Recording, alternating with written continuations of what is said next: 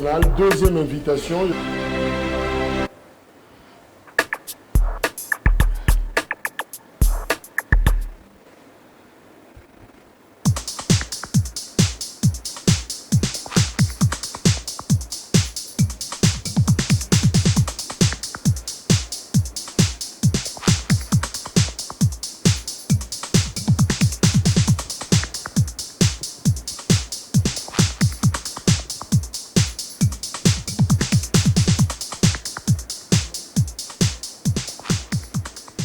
Merci pour notre lundi 29 mai 2023. Vous êtes à Kinshasa, à Brazzaville et partout ailleurs pour nous capter biso sika oyo tozana esengo ya koyeba été boza ebele en direct. Il y a Perfect Télévision, grand forum numéro.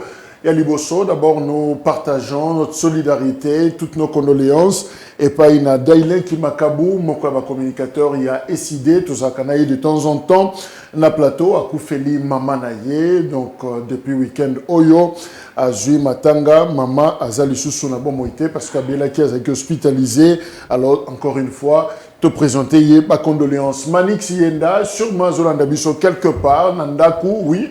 Azali Susu ni na ner ni na prison et à Makala Manix Ienda Azali Nandaku parce que Azala qui relaxé depuis week-end Oyo alors Azam Malamu parce que à rejoindre Libota Naye et je crois que Namiko Leza Koya Tokoluka tant Yako échangé Naye général-major Aimé Konzoli.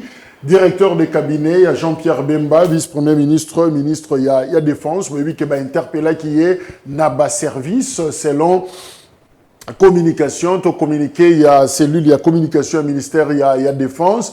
Alors, tout juste après, dimanche vers 15h, bah, qui ko libéré assis à Zongi, Nandaku. Alors, selon communiqué, bah, le benga qui est na bas service pour ba yokaye sur un sujet ou une question établie justement cabinet. Il y a ex-ministre, il y a Défense Gilbert Kabanda. Donc, ça n'a rien à voir avec Jean-Pierre Bemba, mais d'autres sources balobi, bah, contact naye, na certains officiels turcs, balobi, bah, ça qu'on reprochait pour préparer un coup de force. Na Mboka, na Biso, voilà, Oeza Kolobama, na certaines sources, mais bref, on s'en tient à Oyo. C'est lui la communication Balobi, Azala qui est interpellé par les services pour la question, au Italie cabinet, Yakala, mais puis après, Azala qui est relaxé, et d'ailleurs, exclusif RDC a commis, interpellé pour libérer Fachi, Bemba, zèle de service ou climat de suspicion. Ce n'est pas la première fois de voir un homme de Bemba faire l'objet d'une interpellation par les services. Un conseiller militaire israélien invité par le chairman du MLC a été interpellé à son arrivée début mai, courant par l'ANR. Voilà, Oyo exclusif RDC Haché na titre naïe à la une d'ailleurs pour na kolobela sujet wana parce que est dominant qui actualité pendant week-end Oyo. Voilà les quelques informations à couper ça. Nabino Moïse Katumbi est-ce qu'il faut continuer Safari Naye, Alingaï Kosala, à partir il y a Kinshasa, est-ce qu'il ne va pas finalement abandonner et retourner à Lubumbashi d'ici là, parce que Akeboye va bloquer, on en parlera. Et la réponse, justement, il y a Oyo, Augustin Kabouya, à Pesaki, à Lobby, par rapport à Moïse Katumbi, à Fundiye, à Lobby, qu'il faut monde entier, finalement, sanctionner, parce que Moïse Katumbi, Azali, linga président, ko combattre président Tshisekedi, non pas parce qu'il gère mal, mais à cause de ses origines kassaïennes. Voilà, Négezagi présenté et le secrétaire général y ensemble a répondu qui justement na accusation ouana. Alors, Toligny te comprendre un peu justement Moïse Katumbi. Mais alors, pour nous comprendre malamu, il faut aussi que tout na bateau baza ko côtoyer minute après minute, heure après heure, seconde après seconde, bazanaye de temps en temps. Alors, le loto Zoyamba, Jacques de la Foule, Azanabiso et Longo, habillés en tenue ensemble, justement Berenaye, et ensemble, Jacques de la Foule, Aza commandant, il y a brigade sportive, et ensemble. Mbote, Ndeko Jacques. Mbote, Ndeko Kalonji.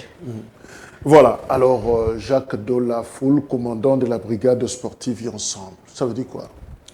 Ça veut dire tout simplement, ils ont chambre moko ya sportif bien instruit, bien cadré.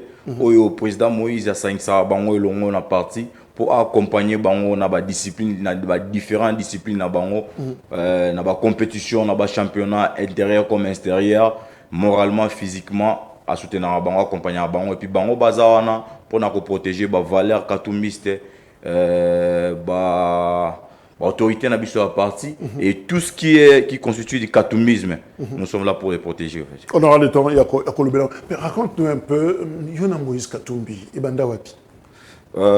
Yosa sportif quand même. Alors, c'est vrai que Moïse Katumbi a zappé dans le monde de sport et plus précisément football, mais beaucoup de Wapi, surtout dans le terrain politique. Moi, le président Moïse Katumbi, il a ma solo sportif. Eza masolo ya président Moïse gouverneur mais eza masolo ya président Moïse avec vision ya ko transformer mboka oyo ezokeni na okufa et président c'est na mona ki président Moïse a qui engagement à se porter qui garant avec des ambitions avec la vision et provision en azanango pour la RDC et puis je dis non, pourquoi pas l'accompagner, pourquoi pas les soutenir. Mais vous l'avez côtoyé quand, au Koutanakinaï pour la première fois, Wapi, pour Oyoka Sonwana, cette vision a transformé Nengolobi, Mboka Nabiso, Oyoka Kango pour la première fois, ou pour que séduire finalement, Oyoka Kotanabaran Naïe. Nabandana président Moïse depuis Pendé, Toyo continue président Moïse depuis DKP, Dina Pendé, Ozaki a les spéciales SKD là. Tu continues à président na DKP, Oeza Dynamique Katumbi président, Oeza qui est chapeauté par les coordonnateurs nationaux de la jeunesse Jacques Indala. Et aujourd'hui, parti ensemble, ensemble pour les changements. Nous étions encore ensemble pour les changements. Oeza comme plateforme, parti politique maintenant ensemble pour la République. Nous étions toujours là. Et puis par notre faire et notre savoir-faire en fait. C'est par là où ça a attiré l'attention du président et le président nous a approchés, il nous prête l'oreille et puis voilà ce que nous sommes aujourd'hui. Alors, concrètement, le lobby Vision, il y a qu'à transformer ce qui n'a tout ni les sous dans le lobby, mais pourquoi aux Olanda Moïse Katumbi? Qu'est-ce qu'il y a d'important derrière Moïse? Bon, dans Olanda Moïse Katumbi était humain. Dans Olanda Moïse Katumbi étant que vision. Moïse Katumbi a une vision, une provision pour le Congo. C'est quoi cette vision? Moïse Katumbi a une vision. Il y a Robimisa Congo Oyo, image ya Congo Oyo, depuis l'indépendance. Tilelo na minyoko Oyo Tozanango pour amemango na vision te Oyo ya frappe ya Allemagne d'Afrique, mais amemango na vision crédible Oyo garantir la valeur Oyo Tozo mérité na la République démocratique du Congo. Mais on dit, est-ce que Moïse Katumbi a encore une vision, d'autant plus Kazaki gouverneur, il y a Grand Katanga à l'époque, qu'a-t-il fait, évidemment, bilan, je ne sais pas, mais il n'a rien fait, na Katanga, il a fait quelque chose na Katanga. Est-ce que Tango est gouverneur? Ami Bimi, c'est là qui vision en côté, il faut les sous, tous les sous-visions sous ce bima.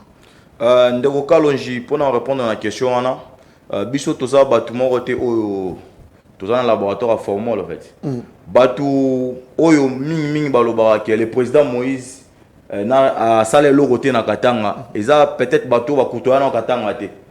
Pour rappel, président Moïse azalaki gouverneur ya Katanga.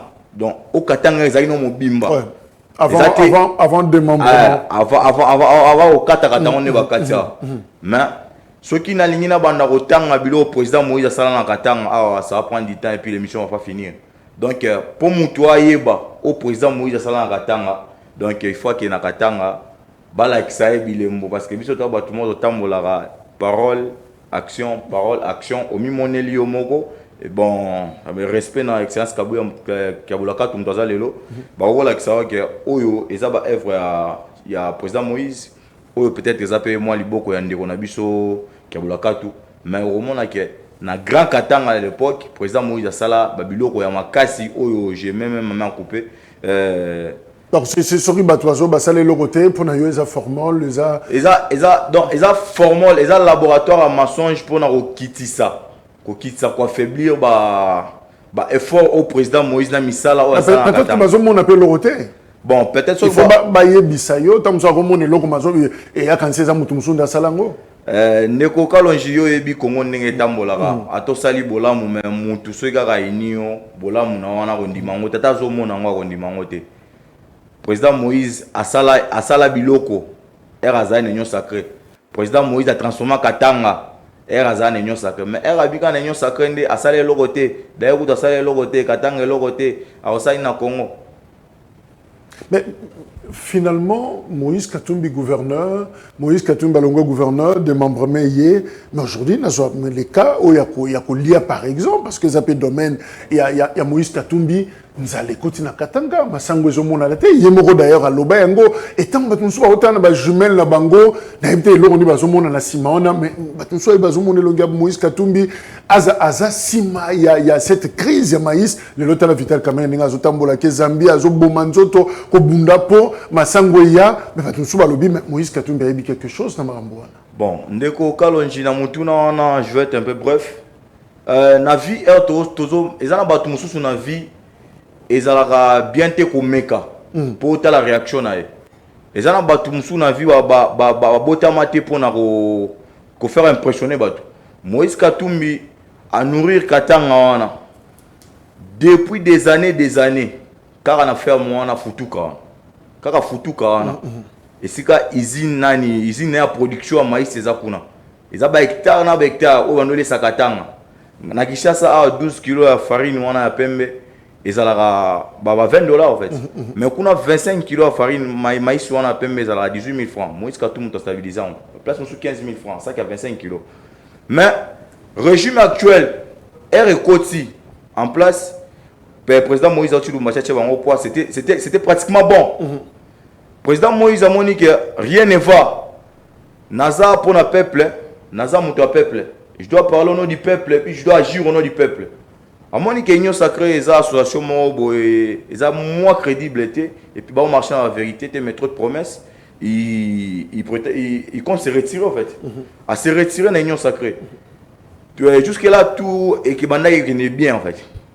Mais bozo ganga maïs, bozo ganga nzale kosi na Katanga, meilleur producteur. Il y a maïs na Katanga oyo Congo. Est-ce que c'est normal mboka na yo aucun royebisaka batu botinga mama sangouté parce que tokaki justement légation na sens wana bopesa mama sangouté il demande à certains gouvernements sud-africains zambiens de donner pas atamuté mabe. Est-ce qu'on peut arriver jusqu'à ce niveau Moïse Katumbi?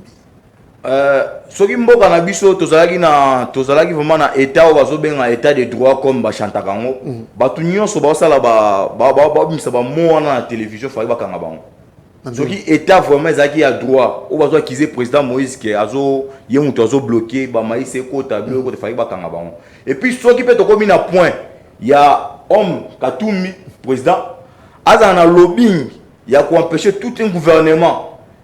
Il y a quoi accéder à l'euro pour Mboka, il fallait que Mokonzamboka a démissionné parce que toi un individu puissant qui est dans la République.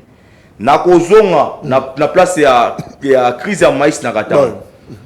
C'est réseau ezanini il y a crise ya maïs ba tout soit baraté bande ko bola na très bien ne na loba. Toujours quand raison il y a crise ya maïs na Katanga mutu ko donc élément majeur mais noir eza Moïse eza gouvernement. Comment?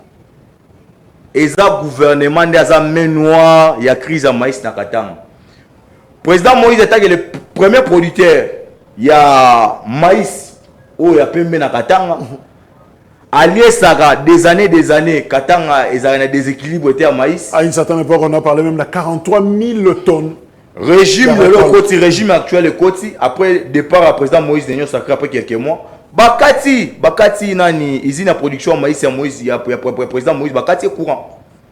Bakati est courant, c'est ordre, il y a hiérarchie. Sikoyo, Bakata est courant. C'est là. Et si quand Moïse Katumbi, c'est vrai qu'à ça, il y a Massango, à Kailango, la place, il y a production. Voilà. Il y a transformation. Si la transformation, ça, les mains courent zate. Bakata est courant. Bakati est courant. Il s'attendent à quoi? Bon, tali que ça pour ma fusible, peut-être que ça pour ma. Négociango Otikuna.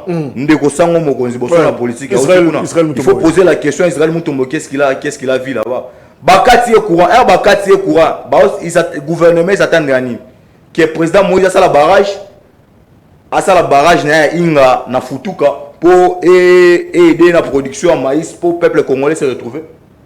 Non, quand même. Mais Snell, ça a toujours un problème, non? Qu'est-ce qui vous fait dire que les intentionnels, les ont une idée, peut-être il y a ma baie, mais disons soit des fois, bon, ça, les missions peuvent courir, on a toujours des problèmes comme ça, il y a courant, mais est-ce que beaucoup ont un esprit, on a que courant des un problème, bah, il y a bon ça et puis zonga.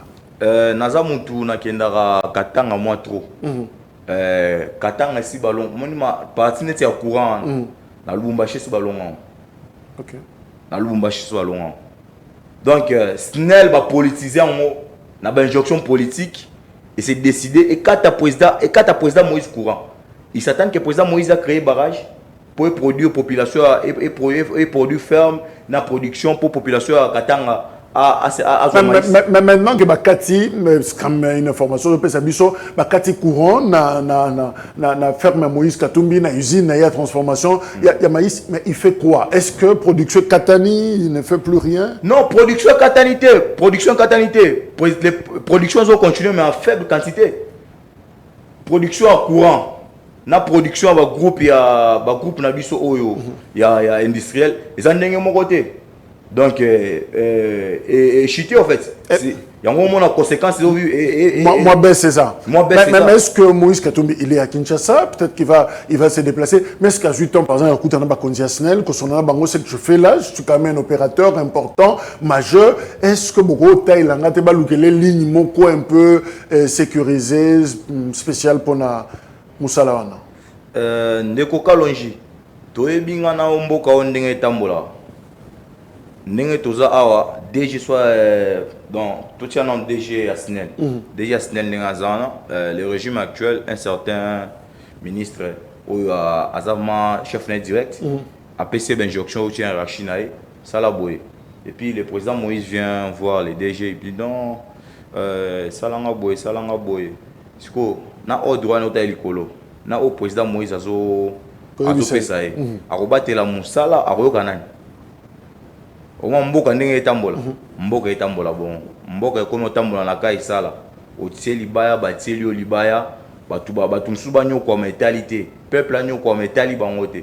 Donc business to peut faire au Moïse Katumbi osama notamment côté agricole wana et ça n'a problème parce que courant il est puni na likambetali courant ndenge oti ko expliquer biso. Tout à fait. Une fois sa futuka courant, sa production président Moïse comme ezalaki, au la crise ya maïs et aussi là dans Lubumbashi et puis tu na posate ya okende Zambie, okende Afrique du Sud parce que c'est en train de nous ridiculiser. Congo oyo mboka bakoko mboka Lumumba, mboka Kimangu oza ba so obandi ko tambola komona mabele o baza eza occupé tes belé place à Roland Masango eza belé mais mais tu es tout le temps dans Moïse Katumbi. Est-ce que vous se rendre compte que c'est quelqu'un qui s'est enrichi au détriment de sa province? Les richissimes Moïse Katumbi, Mbongo et Belé, mais à Zuango, n'a collé la province. Il y a des Congolais. Pour répondre à mon tour, on Kalonji. Peuple congolais faut afungola miso atala soki papa na biso musée Laurent Désiré Kabila zaki lelo alinga répondre na place na ngai.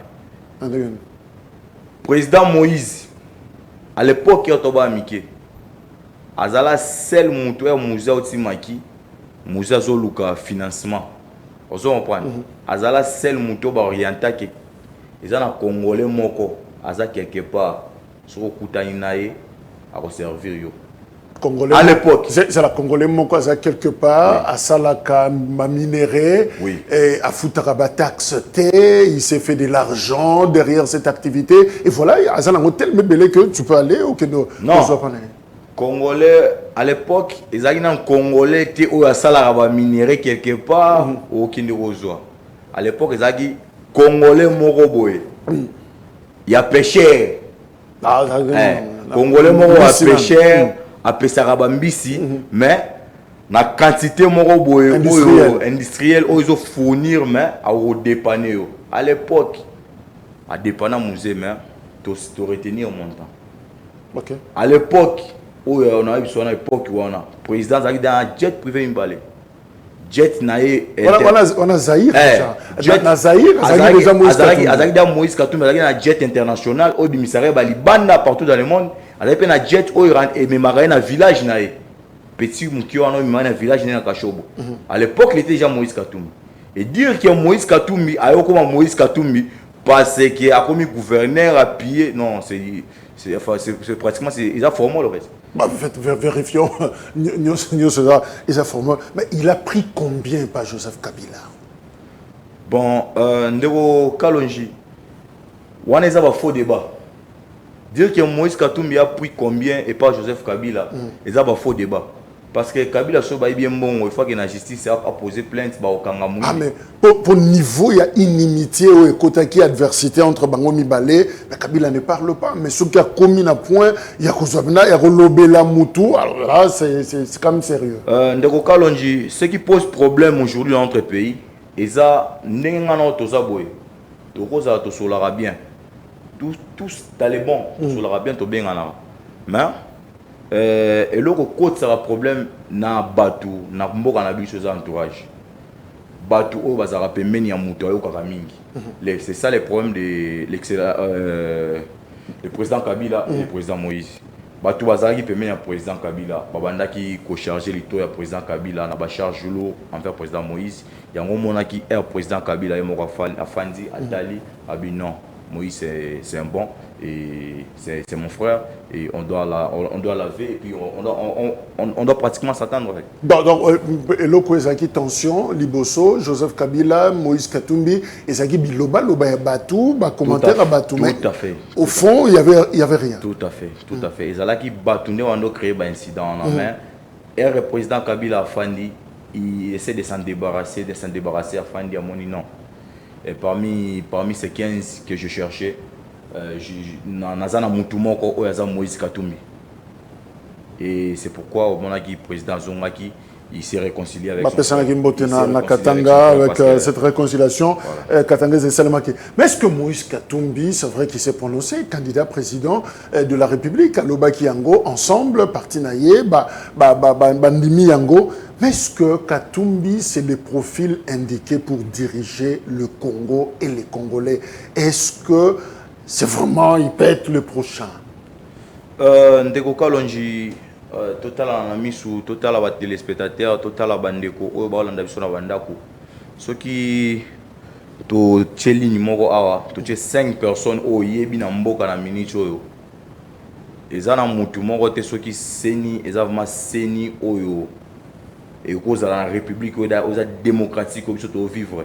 Ce qui seni on ezavma seni to tche liba to kei na ba élection moko libre et transparente et paisible na mboka oyo. Ezana mutu moko te. Ezana mutu moko te peuple akondima et puis akopona koleka président Moïse Katumbi. Et puis sur le plan il y a capacité il y a qu'on diriger mboka. Est-ce que ça peut être mutu à Sengeli to photo c'est la mutu mususu Moïse Katumbi na état au mboka ezana ngolelo. Moïse Katumbi aza seul et unique personne où a relevé défi pour Congolais à sourire, Congolais à s'épeler dans Congo, Congolais à vivre mboka. Mais dans l'état où Mboko est en Angolelo, Moïse Katumbi, c'est quand même pas quelqu'un qui vient d'arriver. Azam Motoyo Tokolobengo, il était gouverneur. Pendant un bon moment, Moïse Katumbi, à Kozalana, Union Sacrée, na Félix Tshisekedi, c'est parmi les premiers venus, na Jean-Pierre Bemba. Et puis après, il se retire. Si na l'état où Mboko est, donc na l'état où Mboko est, ok, Mboko est, où Ezali, nous avons présenté Yango. Katumbi a n'a pas mon responsabilité nakati. Dès l'entrée des jeux, dans la question, le président Moïse a répondu à un appel Oyo État l'intérêt à peuple. Le président Moïse a répondu à un appel à l'Union sacrée pour essayer à l'homme la peuple na makambo oyo ngana toyebi bandako le kananda kuana ya ba musée Alexis musée Mabunda au changer peu makambo en fait. Président Moïse salaki aya avec pena cahier de charge na.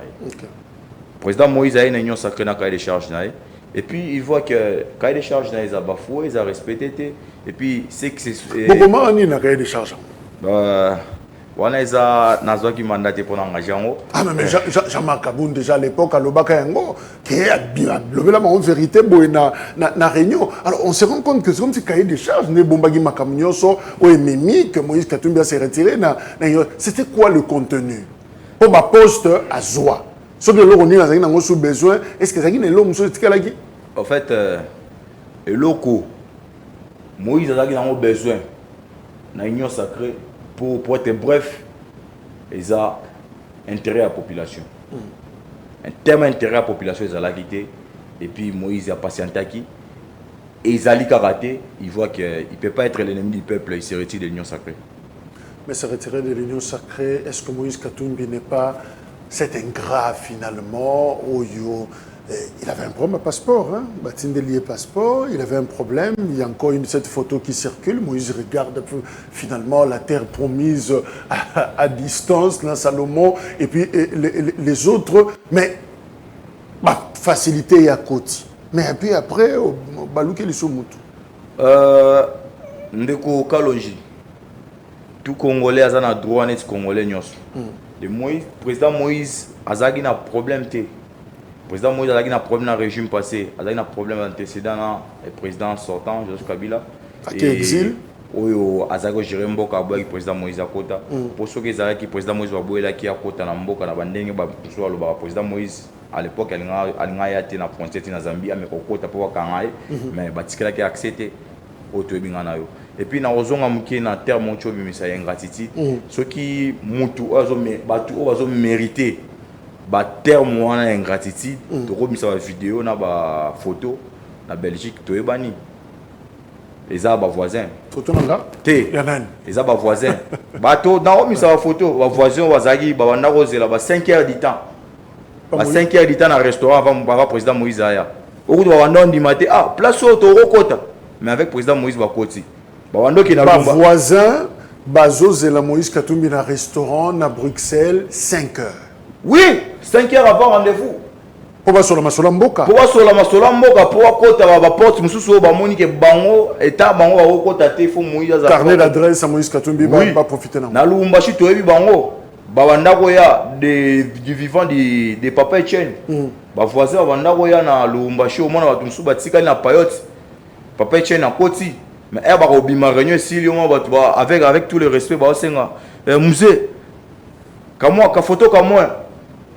Photo moi on a président Moïse photo quand photo photo mais on a voisin quand mais on a ingratitude ceux qui est vraiment makasi il faut ezongela ndé ba voisin pour siège ou ya 10e wana siège ou ya 10e UDPS siège wana mona wana ceux qui le baza ba locataire te baza ba propriétaire il faut ba komisa président Moïse on a à ça une commission il y a le plan ceux qui les vieux wa Mulumba ils sont vivants il a témoigné à Batuna bala Moussavie Batuna ye tout pour la mukeza te yo za wana lobamba la moko qu'est-ce qui s'est passé pour mais c'est ça œuvre à président Moïse yem ta sombang oui ils œuvre à président Moïse a tiré le bon on approche pour siège wana ba longa locataire ils œuvre à président Moïse. Oui, le secrétaire général Augustin Kabouya. Donc Moïse Katumbi a Sombela UDPS siège il y a 10e rue. Mais oui. Nani a bien noté. Ce qui terme ingratitude, batu ba ko mériter en haut. Batu ba Hollande biso, batu ba yo kabiso, ba juger bango moko nani azo mériter ingratitude envers nani. Est-ce que quelle est la vraie raison Moïse Katumbi a s'est détaché dans l'union sacrée à Zongasima, à Bimanaï? En fait, vraie raison, il y a rupture réunion sacrée. C'est vrai que tu as le cahier des charges, oui, mais raison, il y a souka au moté, mais souka, non, moi je vraie parle. raison, il y a rupture, il y a union sacrée, na personne à président Moïse. Vérité, exacté na union sacrée, amélioration, exacté, et puis, baso mettre intérêt à la population, t'es na premier pas. C'est ça, le président Moïse étant homme du peuple, arrose à la ennemi de la population. C'est pourquoi il s'est retiré de l'union sacrée. Donc, tant que tu as l'union sacrée, tu as ennemi de la population. Azalaki ennemi de la population. Ayaki na union sacrée pour apporter un plus pour la solution et la préoccupation aux populations. Ils attendent pour l'intérêt de la population. Et vu que ce n'est pas praticable dans l'union sacrée, il se retire pour ne pas être contre le peuple en fait. Ouais. Donc, Azongi na opposition. C'est ça. Il était déjà opposant. Mais il était. Nous lorsque nous avons une sacrée, nous avons la opposition républicaine. C'est-à-dire, on encourage OESA bien. Et puis, OESA Kokoso doit apporter solution. Oui, il y a vu qu'il faut que Karabatu, Boyoka qui faille lutter, la Mouka à l'époque. Tanga Zoloba, Bokende Kunate, Bino Bokei, Ngongebe Telibino, Boyoko Zonga, Bo rejoindre Ye. Est-ce que ça me semble ridicule quelque part? Non. Président Moïse, Aza Moutou Oyo, place Nyonso appel Oeza pour intérêt à Mboka, intérêt à peuple, il faut à répondre. Ata yo, si vous avez un projet, il y a bien pour Mboka, si vous toquez pas président Moïse, à répondre pour l'intérêt à la population.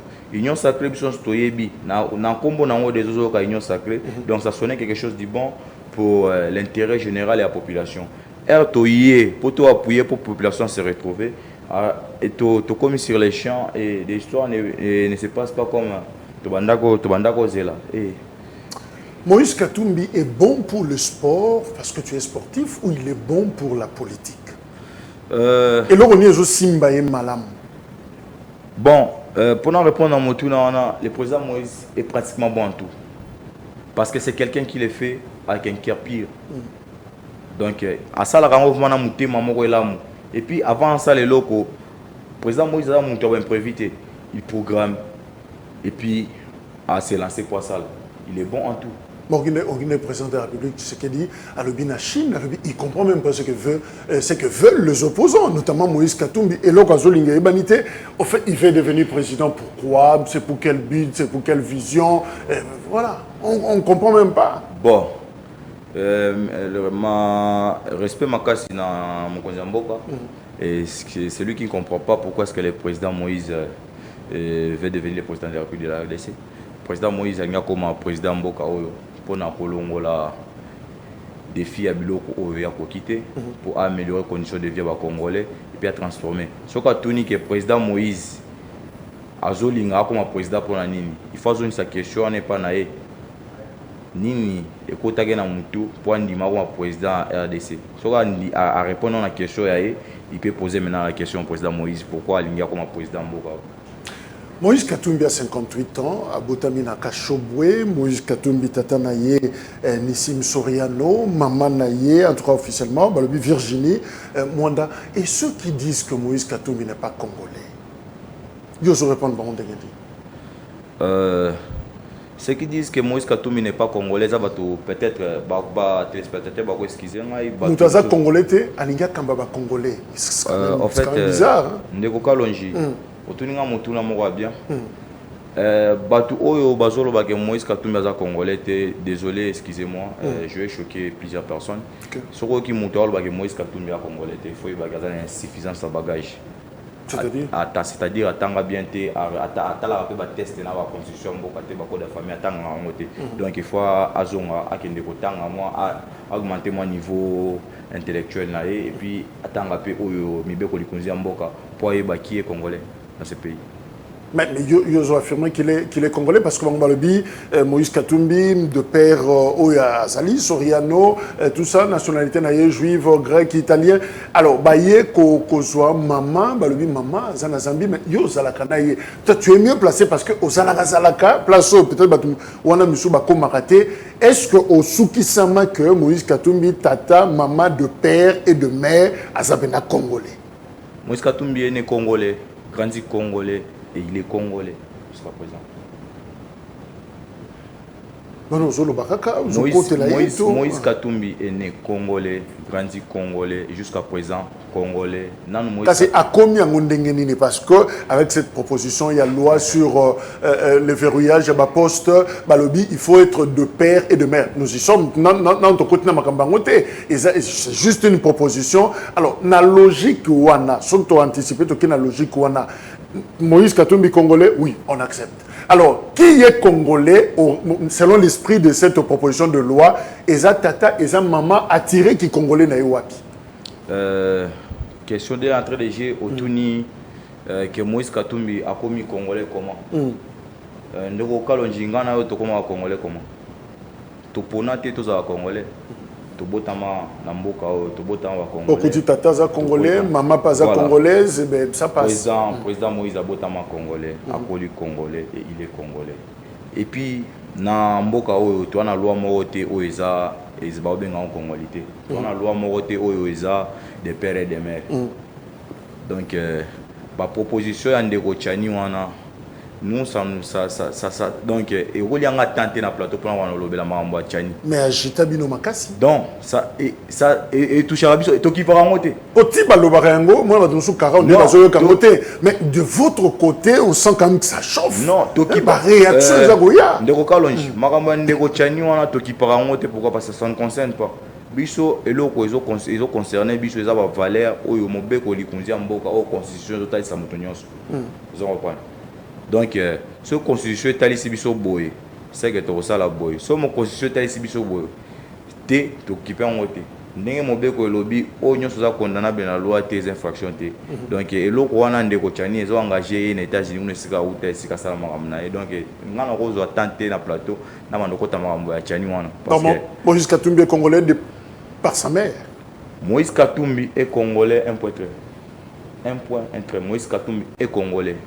Donc, aux exemple, ils sont balais, tu le dis que Benaza congolais, ils sont congolais parce que papa, maman, tout ça, on a tout n'a pas tout comprendre. Selon cet esprit, il est congolais. Congo, nazo répondre à travers le test mon bébé likonzi mboka. Ok.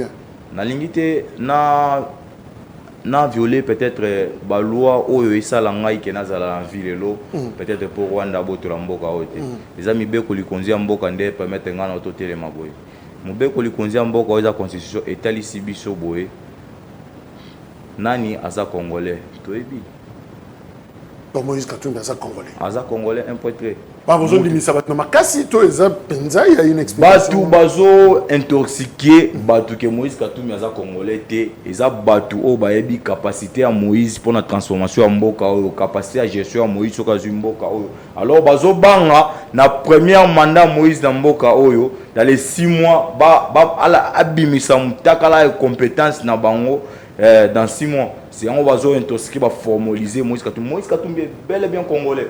Un poète. Moïse Katumbi est bel et bien congolais, mais balobi, mais justement, ça a un problème. Il y a affection bolingo wana pour na Congo, comme on a même malobanaye et ça moi pas si comme on a Moïse Katumbi condamné le Rwanda, parler de Kagame, il se réserve. Au fait, à se réservera pourquoi? Parce que tu vas constater Yango. Il parle de moins en moins. Il y a un droit de raté. Combo à Soukaka Likoloka. Merci Ndeko Kalonji pour la motuna. Bandeko Bolandanga Bokebi. Bolandanga Bokebi nyonso. Ndeko Kalonji. Ngana on est dans un plateau. Soko yebi eloko te, mais muto tuni yango. Est-ce que okonzima? Okonzima te, pose au courant te. Merci. RIDPS et bien que ça va 23 na Kinshasa et bah on a travaillé na 23 est-ce que Moïse va sous ça qui na maman et bah qu'on a signé accord au tué baraté na terrain net na Museveni kuna est-ce que Moïse azala qui wana intermédiaire pour ba accord wana et bah zo ba état d'urgence ba état de siège est-ce que ba consultant qui ba tout mususu pour ça bilo wana ba négociation nyonso et vous attendez à quoi que Moïse a kota na kati na loko ayebite bandeli na suka pour le bani non muto zo bandelo ko na ye hein erazo banda cop na ye akomi na katikati il faut ça l'effort sa cop na ndenga bandaki akoma siko te koluka batu ba côté là. Mais est-ce que Moïse Katumbi azana mafuta nguluté na munoko finalement ils ont empêché Yaloba zana biloko na munoko quand il faut parler du Rwanda, parler de Kagame, voix Kitimo Mouké, est-ce que il se reproche de quelque chose? Ndeko kalonji ngana toza na Congo to na Kinshasa yoka batu ba posha banani batamu wana bango mais kende pa batu wana wa bunza mboka lelo kende pa bango nyonso Samson est un journaliste. Tout na bango soki bakota na contact mo contre mboka pona Moïse. Ce ba lobby ngati Moïse. Ce ba lobby que si ba sala complot mo na Moïse, be accord mo na Moïse pona intérêt des intérêts à mboka des faveurs à mboka. Na tiki Moïse. Moïse a mutu mo atambolaka maboko pembe et cœur pire. Et là on a une préoccupation ya liboso eza bolamu ya mboka oyo Congo eza mboka na. Alors, Ndeko Jacques Dola, Foul, je rappelle, commandant, il y a brigade sportive, il y a ensemble, Olandaki, Augustin Kabouya, secrétaire général, il y a UDPS, Aoutaki tourné, na Europe, à Zongi, à Komigo Nandakoutin, Karananzela Wana, Augustin Kabouya a lâché déjà, je cite que Moïse Katumbi a combattre président Félix Tshisekedi, non pas parce qu'il gère mal, mais simplement à cause de l'origine kassaïenne, parce qu'il est Louba. Il fait référence justement à Tanguy, les deux députés ensemble, Daniel Safou et Mike Mkebaï. Il faut tout respecter Mboko et Congo, tout respecter papa Nabiso dans la cour constitutionnelle, la cour de cassation, Bandeko Nabiso va gérer l'administration Mboka. Mutu neti Kabuya na ba propos wana alobaki na ebité soki azana immunité koleka ba député au ba oki ko interpeller te wana incitation à la haine tribal il fallait qu'il ndeko Kabuya na temps oyo ngana o tozo solola il faut a remplacer ndeko na biso Manix esika uti a remplacer ndeko na biso Jacques Ndala esika utaki Makala il faut akota kuna. Parce que Congo est un mboka moto to samibe ko soki to dans état de droit na ba propos on a ya bimisa qu'il faut kangaye déjà incitation à la haine. Incitation à la haine. Est-ce que Katumbi a un problème avec les Louba? Parce que c'est comme ça que c'est présenté. Merci. Bah présenter problème de yoka siko na répondre na mutu na poyeba que ndeko Kabuya moko il faut a discipliner mutu na ye na munoko na ye avant bimisa propos moko o eza bien te na kati ya mboka o. Dans la casting l'équipe dirigeante est ensemble pour la République. Tu vas voir SKD là. Et Maniema. Tu vas voir Olivier Kamitato. Bandundu. Tu vas voir Francis Kalombo. Kassai. Tu vas voir Moïse Katumbi. Katanga. Merci. Hier sur un casting équipe dirigeante IDPS un casting équipe dirigeante Mboka ndenge bango diriger Mboka total la siko nani azanani. Il faut voir mais on va faux débat. Il faut voir donc et là Kabuya alobi wana Kabuya logiquement azana pour ça au Kabola Mboka. Na pays moko oyo biso tozo tanga lelo pays oyo eza démocratique oyo eza de réserver état de droit ba valeur Mboka. Il faut pas kanga Kabuya lelo alobi wana. Il faut pas kanga Kabuya lelo alobi wana, il faut pas kanga.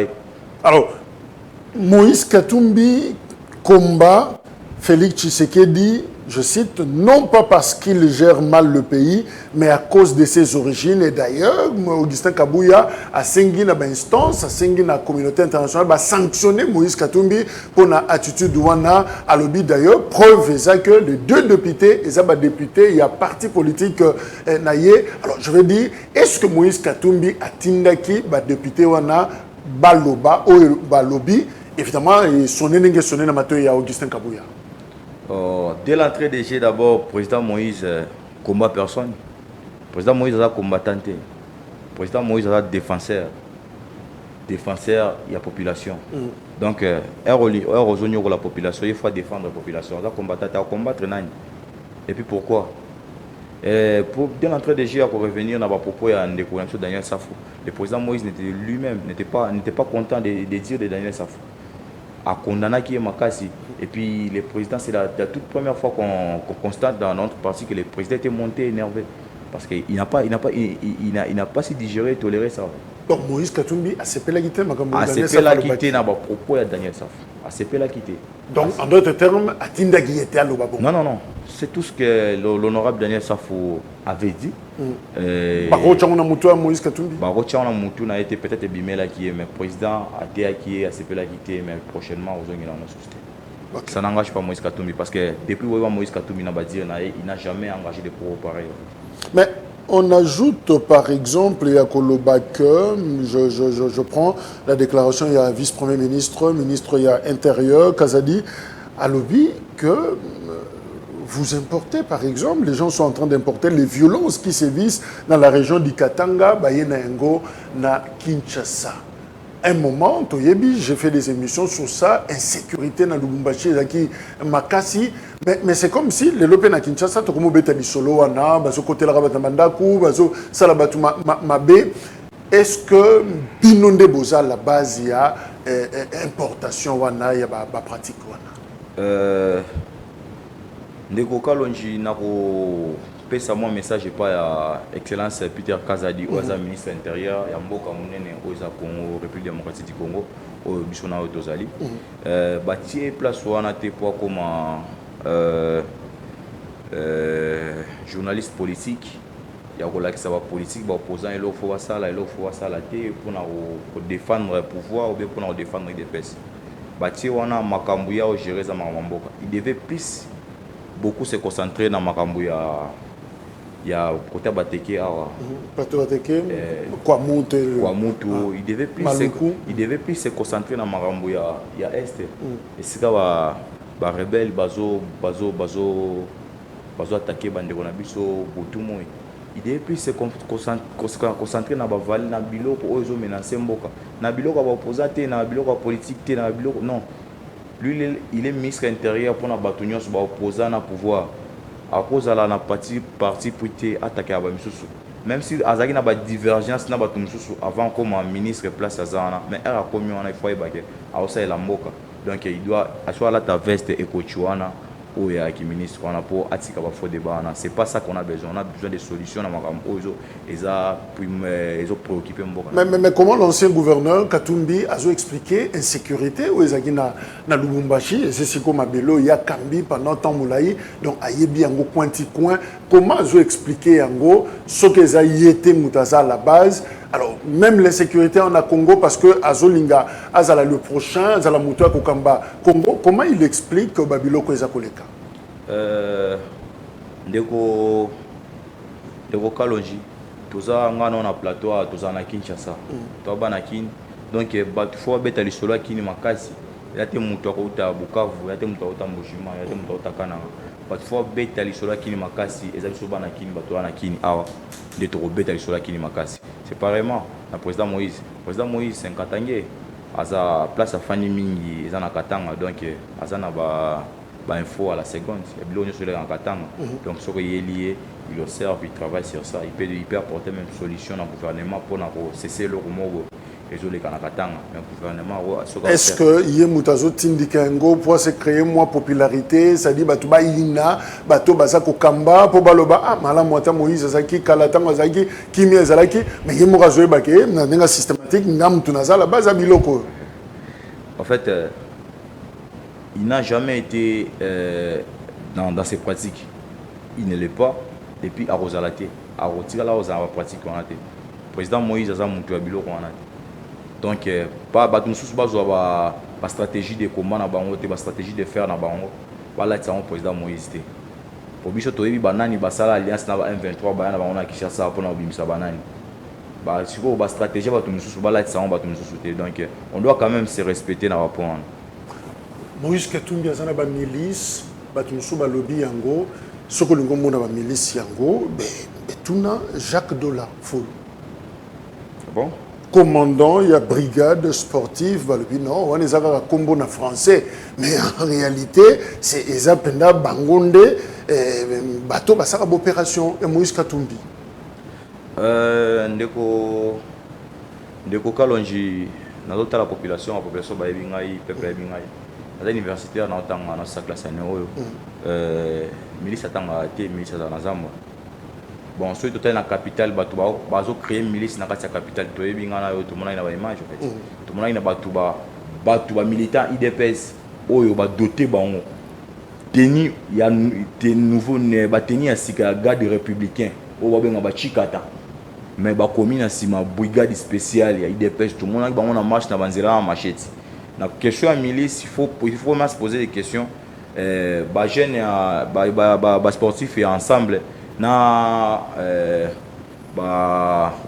brigade ya idps banani baza bamilisi po au moins na photo te ya vidéo ya image ya sportif ensemble na machete na teni na nzela omona yango te.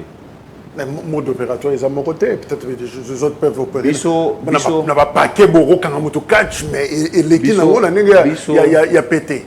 Est-ce que, ouais. Biso, Nerokalonji, Biso, tout le monde a mouté. Tout le monde a rappelé machette pour n'avoir pas moutonné, c'est le cas à beauté. Tout là, tu as rappelé baténité pour tout ça, le trafic de fiances. Biso, so simi machette, Biso, tokoyana, Biso, kanamaboko. Soko ligno, Zokisa Biso, Zokisa Biso, Boma Biso. Makile tangana mabele bakoko fumokimbangu nzambe alola akomona komba yo continuer. Mais que faites-vous sportif Pembenia Yakatumbi le vrai rôle les amis?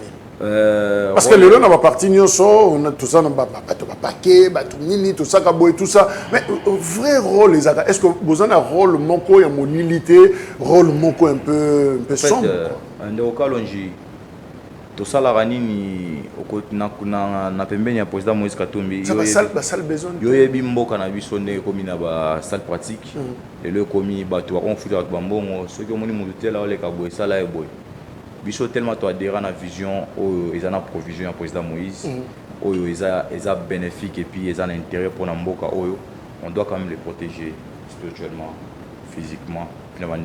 C'est pourquoi tu vois les sportifs, ce président descend quelque part, pour te protéger le président, na bandeko wana mona dans la vidéo na machette, na bateni, OK baza ba soldaté. Amona bandeko ba batelaka mokonzi batambola naye, ba batelaka parti o eza biso, ba batelaka bandeko na biso, ba autorité à parti o ba tiaka bwanya na bango pona avancement jour et nuit na makamamboka oyo biso toza ba voyouté et puis brigade ensemble toza na ba sportif ba équipe nationale RDC toza na ba sportif fo betara ba international des professionnels des professionnels toza na ba catégorie sur ba sportif donc surtout ba kuluna te ne ba brigade nous sozo mo surtout ba kuluna te toza ba universitaire donc ça a été que Moïse Katumbi bazana promenade na un adversaire politique à Tindibino butu bokoti salle besoin bo sali bo six bozongi akoki ko sala ngo to yi ba bazana ba pratique wana Moïse a ba pratique wana te a uto sala ngote e ko yela ga EPTP et yela ina onte donc batu bazwa stratégie de faire na bango te bala tsango Moïse il n'est pas ça et azakuna te il n'est pas comme ça en fait il n'est pas comme ça Ozala kina Moïse Katumbi na délégation sur le Congo central qu'est-ce qui s'est passé bon continuer une zela te prendre bon ndeko kalonji bandeko baza libanda bandeko bana kati bandeko bana Congo central na mitendi bandeko baza partout du monde bazomona ezokufela na mutema po komisoko lobi bakangi yo komisoko lobi bakangi yo ba menacer bon yo zoloba ba menacer ta na ebité so na zongi ndako inshallah so bakangi na pena na ndima iki so ba bominga la ndi aussi mais pour Namboka et ça l'a plaisir. Je rappelle que Moïse Katumbi a visité la famille à Rossi. Ceux qui ont bominga dans la nuit aussi. Mais et ça l'a été sengo makila l'a été tanga Namboka bakoko. Namboka bakoko ne makila l'a été tanga ça l'a été sengo. Mais qu'est-ce qui s'est passé dans le Congo central? Pourquoi vous continuez qui voyage? Bon, tozaki nanzela tozo qui est Congo central na début à safari à Mokonzi mission à Ela Kinshasa. Tokomi na mitendi poto kota Congo central na revoir Kinshasa. Non, tout le monde en image. Kinshasa tokuti des colonels va bloquer Nzela bazaki lourdement armé et puis c'est le président qui pose la question pourquoi je suis empêché de passer ici. Colonel ABC l'hierarchie a décidé pendant les cas il faut la autorisation kota Congo central. Président ABC quelle autorisation? Abiso rozana colonel a répondre au président rozana visa ou besoin lettre mo boyozo ils ont permettre kota Congo central au côté. Président lobby mais to tindaki lettre ya demande à manifestation na Congo central boboyaki bobukaki ba tribune ba bilona so installé bobukaki mais na yene Congo central pour na manifestation politique te naza na résidence partout na RDC naye kofanda na Congo central na communier na bandeko na ngai ya Congo central to solola te oza na droit okota na Congo central te soza na autorisation te. C'est pourquoi je pose la question na yeba ce qui Congo central est comme pays pour na bandundu pe on a été interdit pour tokende bandundu na yeba sur la province. Et pour na bandundu Moïse Katumbi a tweeté en disant la RDC s'enfonce inexorablement dans l'opposition et la tyrannie. Oui. Donc na mituna mutuna ce qui na 6 mois 5 mois élection oyo ezana ba loi mususu oyo seni abimisi be mboka abimisi pour kota na ba province.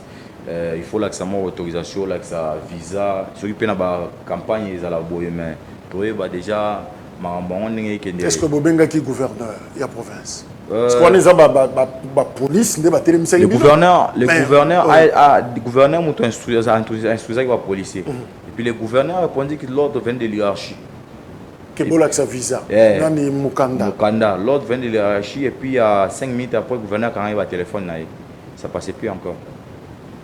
Et là au moins bon côté Bandundu on était bloqué donc Moïse n'est pas un criminel, Moïse a beaucoup moutouté, Aïba moutouté, mais l'empêcher nous aux hommes na minduki, na roquette, ça devient dangereux. Mais il fait comment maintenant? Pour la suite, il y a Safari Naye. Le président Moïse a qui na Kinshasa, sur base agenda naye. A participer na marche, a participer na sitting, a continuer safari na ya solana bandeko na nyonso comme ça azongi Kinshasa fani. Mais là baboyi bazobanga président Moïse s'est déplacé. Bazobanga président Moïse a bougé. Bazobanga président Moïse a qui par-ci par là. Alors, je crois que le président Moïse est un républicain, est un homme de paix. Je crois que d'ici là, à reçoit décision, peut-être il peut rentrer ou bien il peut continuer de rester à Kinshasa. Bon, tout en union sur les décisions à reçoit pour Moussala et la Kinshasa et Batu Batikeli chance à Salango. Alors je rappelle que position et le secrétaire général Topé parti ensemble balobi que bako continuer j'ai dit nyonso pour manifester dans le processus électoral. Mais pourquoi on appelle Moïse Katumbi le prochain 06 ils a été ça comme les prochains. Ils a population de va bien les prochains les 06 donc c'est pour ça et le romoro là qui ça que ba locataire il y a oya bazo kanga bazo ambalé bisaka kalaté bazo le mwa ko batikela mutu azana poigne na stratégie d'intelligence ya okumba mboka pour congolais ba sepela. Mais celui qui s'est eu deuxième mandat a commis 07 08 je sais pas qui s'est dit a reçoit deuxième mandat na magini ni na stratégie ni pour asalini dire que c'est qu'il a reçu deuxième mandat, c'est bon. Je crois bien le président lui-même, le président Félix Skaza, il s'est dit lui-même non. On a reposté sur ce plan ça les l'Europe. Si on bat tout le monde deuxième mandat, la stratégie ni la magie ni ou bien pour asali ni ou bien pour arroser les choses ni. Congo ils ont mérité des détournements du jour au lendemain. Qu'est-ce qui vous dit que le deuxième mandat ne viendra jamais? Ça matin. Question on a répondre dans un moment amké sur vous permettre bango bakanisa ki Congo di Gablo Congo ya Lumumba bango bakanisa ki Congo di Gablo Congo ya Katumbi bango bakanisa ki Congo di Gablo Congo ya Etienne mawe Nzembo Imbaka Tokolanda mukebai mawe Tokolanda aussi donc mboka oyo ali ozo kendele soki tokolanda mukebai na maloko tokokende. Donc l'entendement d'Abino, tu sais qu'il ne fera pas de deuxième mandat. Katumbi, c'est le prochain. Qu'il pleuve ou qu'il neige, Namboka Oyo, deuxième mandat pour Félix Ezate. Oya Romeka Romon. Merci. Alors, Namoukousse, parce que tu sais ici, Jacques, Ozo répondre na bateau yo tant bazo talo babi me voilà ba milice Katumbi bango wana ba leki ba yambi bango na grand forum ozo répondre bango ni na mukuse c'est aussi ici ba milice bandeko wa milice bandeko na biso wa milice oyo ba benga biso wa milice bo continuer la milice na bino biso to wa milice to pesi bino mbote bo continuer la milice na bino il faut weba ke brigade na bino wana spécial ya ba milice ba ko répondre devant bar Kalaté ndenge loba ndeko na biso parlementaire debout Gilles ouais loba ke papa Félix et bongo biso ba oyo soki lelo oyo ozate na olambwaka la tongo la tali gauche droite ba bengani te menga mo mangu saki na braza ba milice wa sko mangu na makala parce que après pouvoir beaucoup vivre véritable état de droit na mboka on a ezalati. Merci Jacques Dolafoule. Je rappelle qu'Oza commandant, il y a brigade sportive, na parti politique ensemble, piloté par Moïse Katumbi Chapwe. Merci parce que Zakitan, pour Nabusso, tout échanger au fait, tout comprendre. Au PS Nabusso par Nayo, il y a vérité sur Moïse Katumbi, sur ensemble, son combat politique au fait, parce que Ozalaka, minute après minute, heure nyonso, Naye ensemble. Merci d'être venu pour répondre à la question de Zakina. Merci Neroka Lonji, merci à votre téléspectateur Balandi Bisso. Toi Sara Bandeko, Bazala Makasi, Mboka Zobonga Kalaté. Tokotira groupe d'individus moroté bazo la République démocratique du Congo en otage pour voir comme ça on dit Kablo. Mboka ils ont la normalité na ba norme Mboka nyonso ngeza la Kalaté. Merci. C'est une émission à suivre à 20h, rediffusion sur Perfect Télévision, émission ESA disponible sur YouTube. Merci. Toyembaki, Jacques Dolafoule, commandant, il y a brigade sportive, il y a ensemble. Et voilà, Tokuta Nabino, na numéro prochain. Merci, au revoir. Merci.